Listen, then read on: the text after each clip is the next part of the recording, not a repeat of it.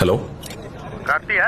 ஆமா, நீங்க தாய்லாந்துக்கு ஒரு இல்லீகல் பார்சல் நீங்க அனுப்பியிருக்கீங்க. அதுக்காக உங்களை டிஜிட்டல் அரெஸ்ட் பார்சலா? சிபிஐ இருந்து உங்களை கான்டாக்ட் பண்ணுவாங்க. ஃபர்தர் இன்வெஸ்டிகேஷனுக்கு ரெடியா இருக்கு. அவங்க கேட்கிற டீடைல்ஸ் பூரா சார் இல்ல சார், அது பார்சல் தான் அனுப்பல சார். நீ கொஞ்சம் செக் பண்ணி பாருங்க ப்ளீஸ். என்னடா என்னாச்சு?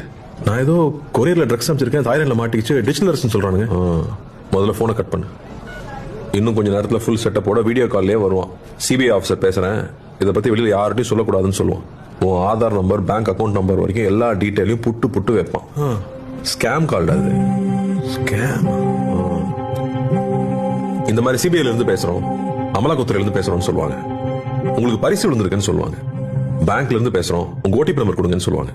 இப்படி பல வித்த வச்சிருக்கானுங்க. ஏமாந்துடாதீங்க. நம்மளுடைய பேராசையும் அறியாமையும் தான் இந்த மாதிரி சைபர் ஃப்ராட்ஸ்க்கான மூலதனமே. டிஜிட்டல் அரெஸ்ட்ங்கிற ஒரு சட்டமே நம்ம சட்டத்துறையில இல்ல, நம்ப வேண்டாம். இதுல மக்கள் பல கோடி ரூபாய் ஏமாந்துருக்காங்க. இதுல ஏமாந்தவங்க சின்னவங்க பெரியவங்க, படிச்சவங்க படிக்காதவங்கன்ற பேதமே இல்ல. வீட்டில் இருக்க எல்லாரையும் எஜுகேட் பண்ணுங்க, முக்கியமா பெரியவங்க. Let's build a safer digital world.